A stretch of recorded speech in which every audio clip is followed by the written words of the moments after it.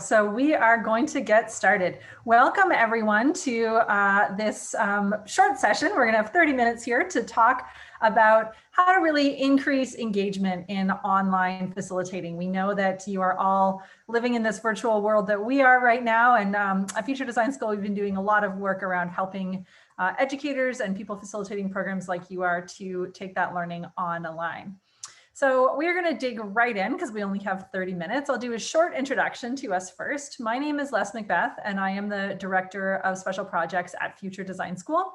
I'm a lifelong educator. I've been a high school teacher, and I've been with Future Design School now for the past 5 years. I'll tell you more about Future Design School in a moment.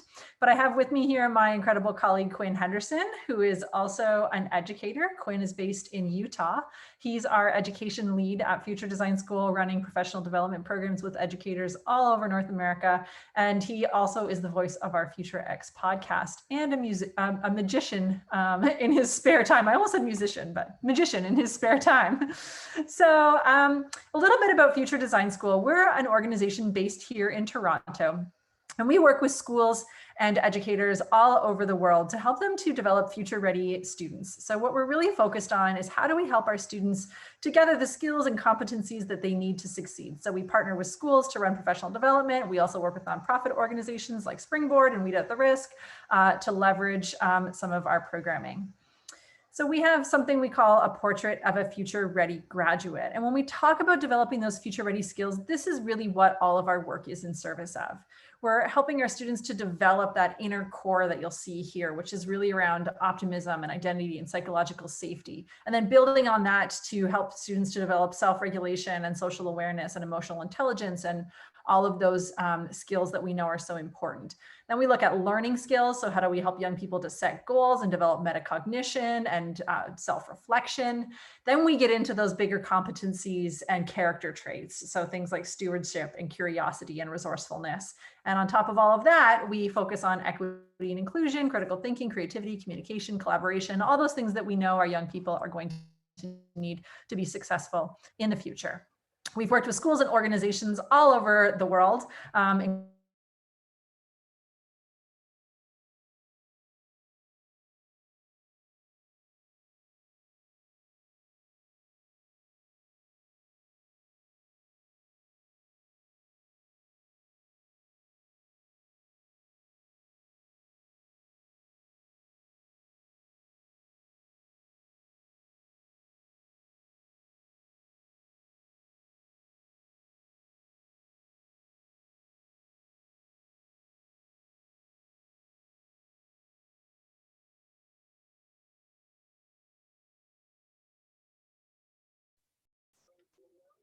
So specifically, estimates can be technical survive in the survey.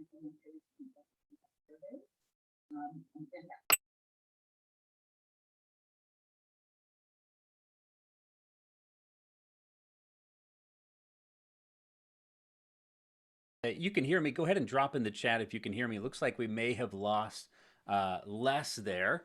I'll try and pick up where she left off here, but it looks like, okay, you can hear me. Okay, that's great.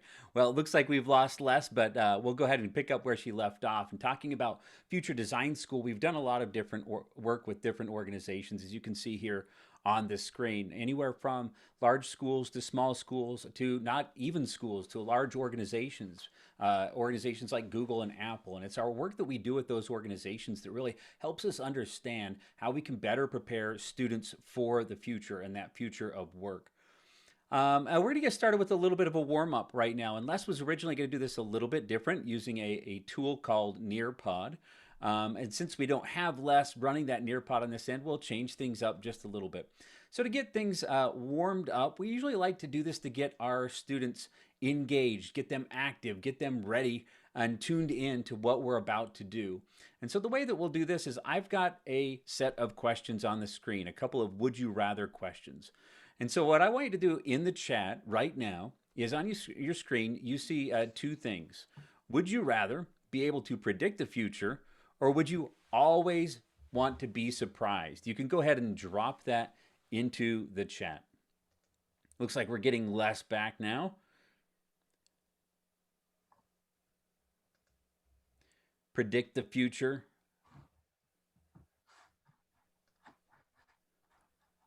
I think a lot of us right now would love to have that predict the future ability to know when the end of the pandemic and when things might get back to normal will be around. I agree. I would always like to predict the future because I like to surprise people. And maybe if I know the future, I can better surprise people or bring surprises to people as well. And I completely understand always being surprised, as well as Elizabeth says here in the chat, that that would be a way to go. Things would definitely keep you on your toes and be a little bit more exciting. All right, we'll move on here to the next would you rather question. Would you rather live on a beach or live in the mountains? And as you decide on this, feel free to drop in the chat if you have a particular beach in mind or a particular mountain range in mind. What would they be? So there's a wide range of types of beaches and types of mountains.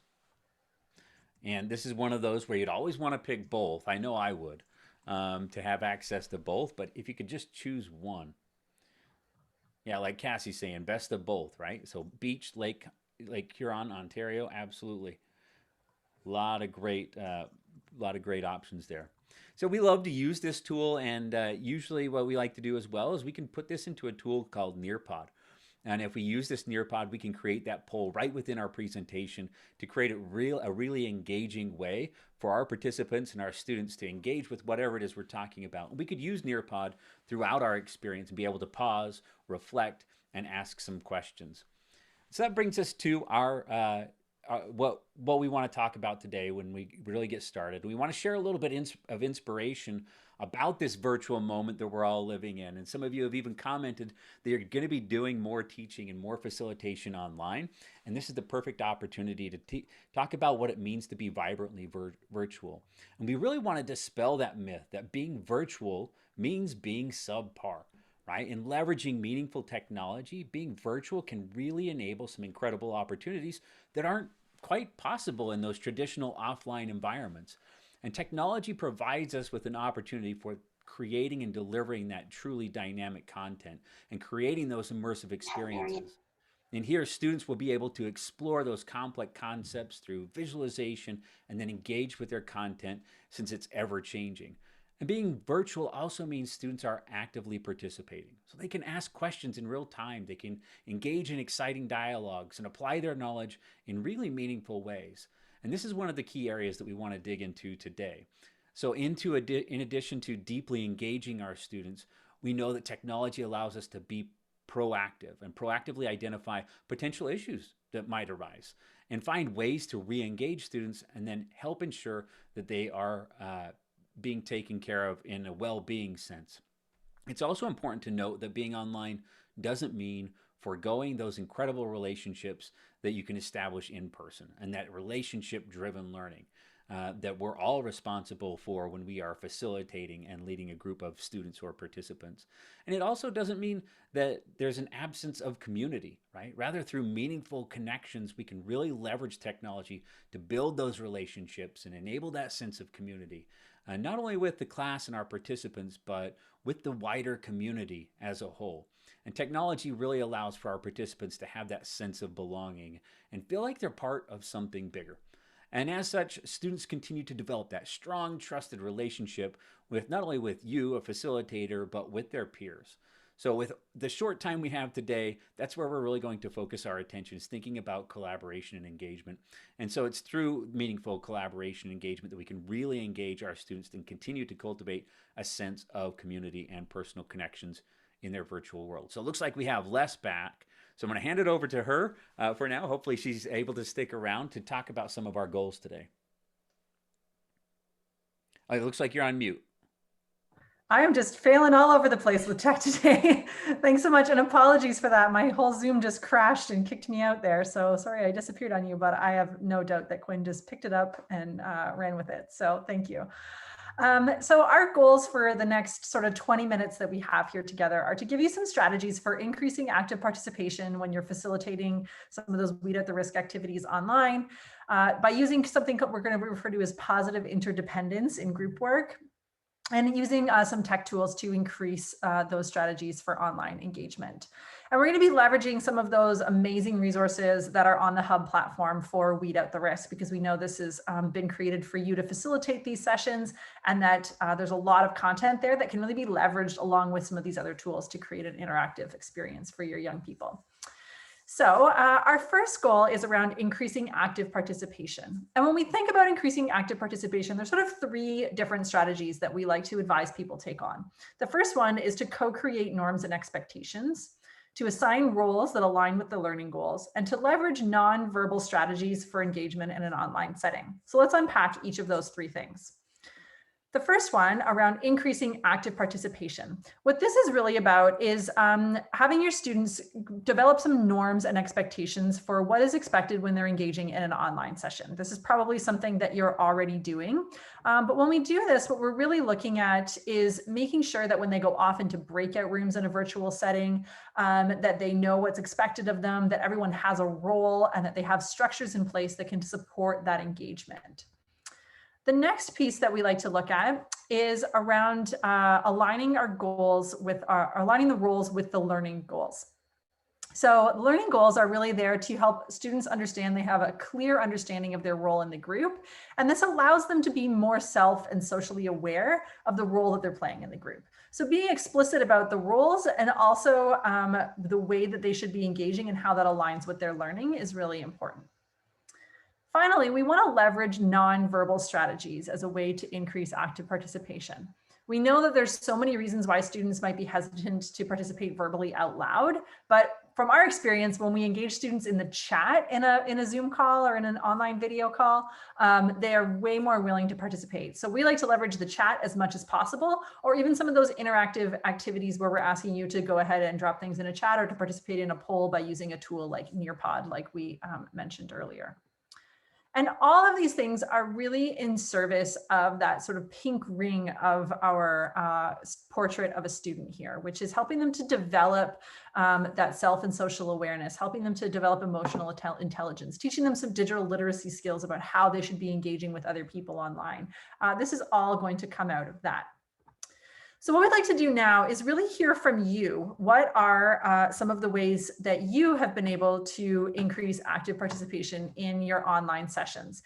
And you'll see there that Quinn has dropped into the chat there a link, and that's going to take you to a tool called Padlet. And this is one of the tools that we want to demonstrate for you here today.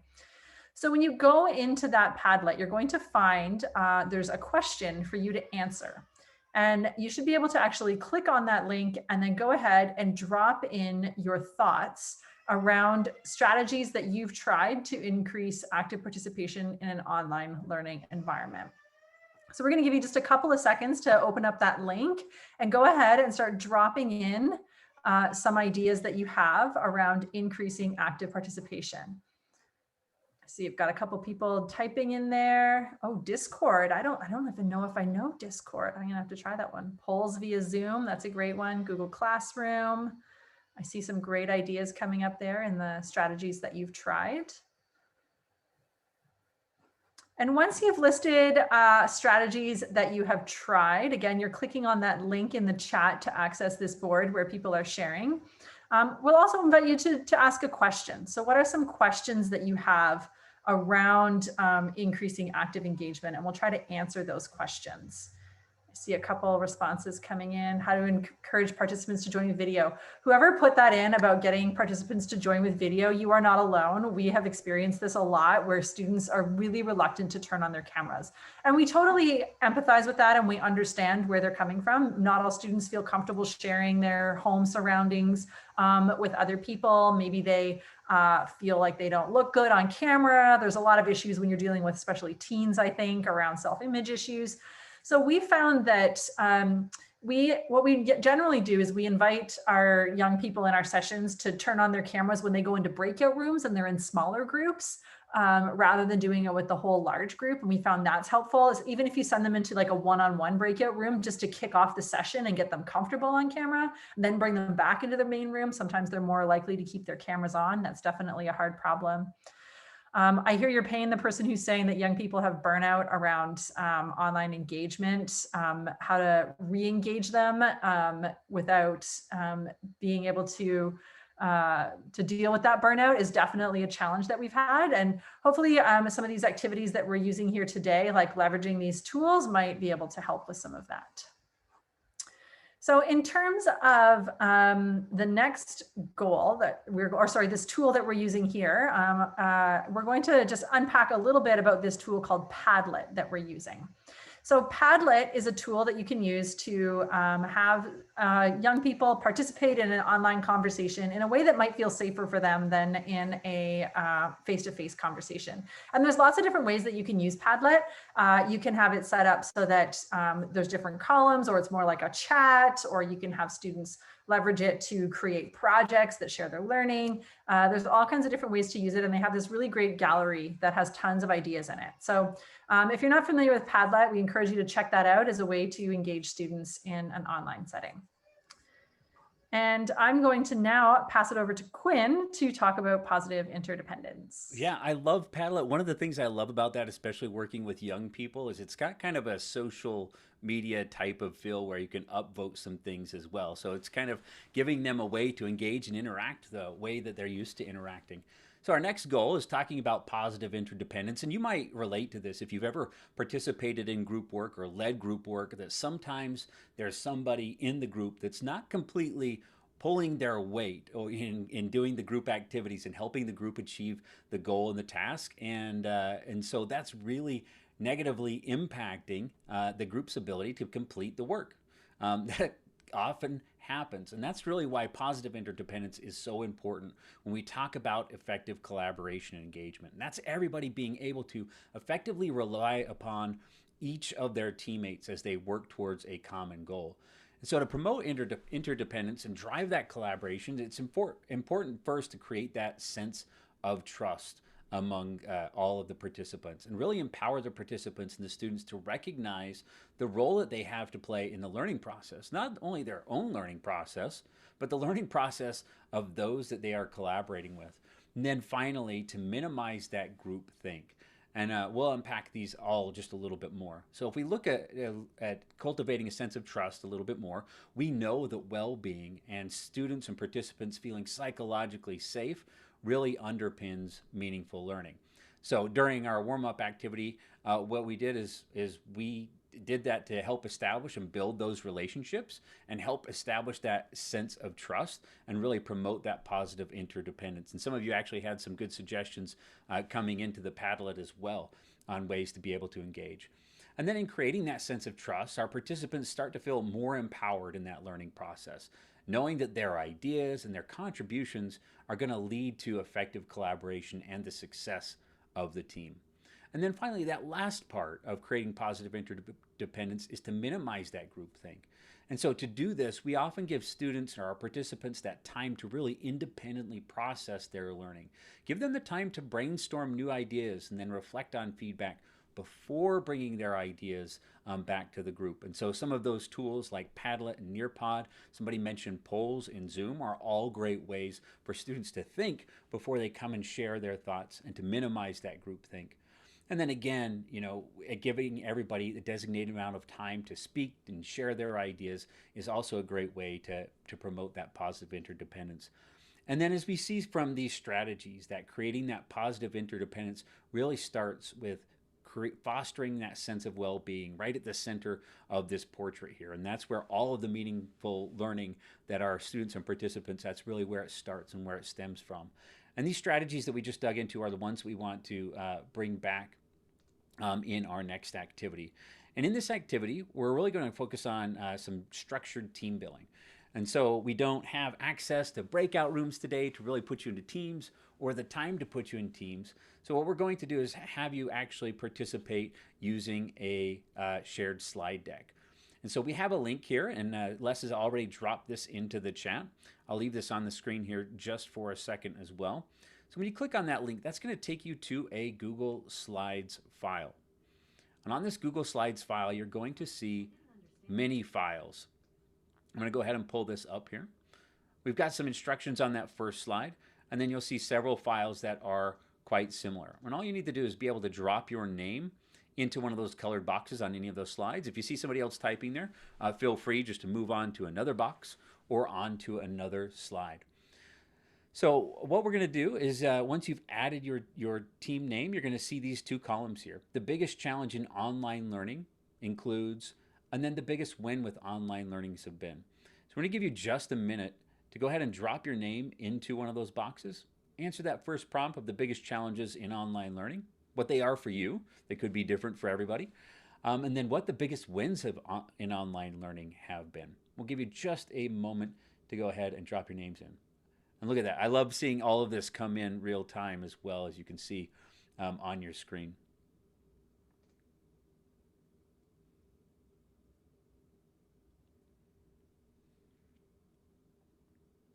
See some great things coming in there. You should all know that you're not alone in these challenges. We've worked with hundreds of teachers over the past several months, and a lot of them are saying the same things that you're saying around it's hard to read body language. You can't control the environment your students are learning from. We've heard a lot of teachers talking about, our students are calling into class from laying in their bed, and we know that's not a very productive environment. Being able to measure those learning outcomes. Actually, whoever wrote that one down around measuring learning outcomes in the course of a single session, some of these tech tools can be really powerful for that. That first tool that we didn't get to demonstrate because my computer crashed was something called Nearpod. And it's a really great way to do interactive checks for understanding during the lesson. So throughout the lesson, you can do those kind of checks, like are the students actually picking up what I'm putting down, which I think is a great tool. I see some big wins as well. Finding new tech tools is great. Meeting clients in their own place, no need to travel. I think that a lot of programming has become more accessible, especially for those of you living in rural areas, which is fantastic. Some students might feel more comfortable in an online environment than they do in person. Some really great ideas being shared here. This document will be available for you afterwards too, if you want to come back and review it. And you can also use this in your own sessions. So there's lots of things that are being shared here that I think are really valuable for you to all come back and read at some point as well. And feel free to continue. We only have about 5 minutes left, so Quinn, maybe we should keep moving Yeah, along. I know. Yeah, feel free to continue to drop those ideas in there. And as you do your facilitation, think about how you can leverage these slides or this tool or this approach in a lot of the ideas that you want to engage students with, to get them to think about the questions that you want them to consider and the points that you want to make. I'm going to switch back, make sure that you can see my screen. So Google Slides is a really great tool that a lot of people are familiar with and comfortable with and using, and that's another great way to collaborate and engage. And so just some of the tools that we've highlighted here that help us really be successful in collaborating, engaging with our participants and with our students are Nearpod, which we've mentioned a couple of times, but we did have that unfortunate incident where we weren't able to use that fully right at the very beginning.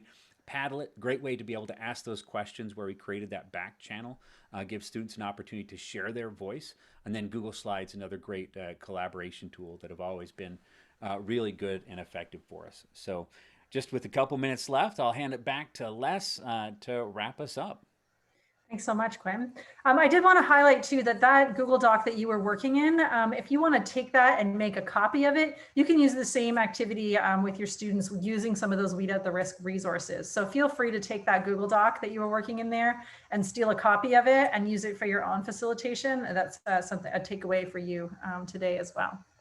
So in terms of just wrapping up here, our goals for today in this very short 30-minute session were to give you some strategies for increasing active participation, give some ideas around creating that sense of positive interdependence where everyone needs to work together to be successful. That Google Doc that you were all collaborating in is a great way to create that sense of positive interdependence, and giving you some tech tools to help you to engage in those collaborative online experiences with your students. In terms of what's next, someone did ask for a copy of the slides. We'll send a summary to the team at Weed Out the Risk. I'm not sure how they'll get it to you, but we'll make sure that maybe we can upload it to this platform here, actually, even after our conversation today. But we'll make sure we get you a summary that shows some of those tools and tech tips. We also have a new report that came out this year called the Future of Education Report, and you're welcome to download that and read a little bit more about some of these trends that we found in teaching and some stories about about how teachers are responding to the online environment. It might provide some great things that you could pull from in your own work.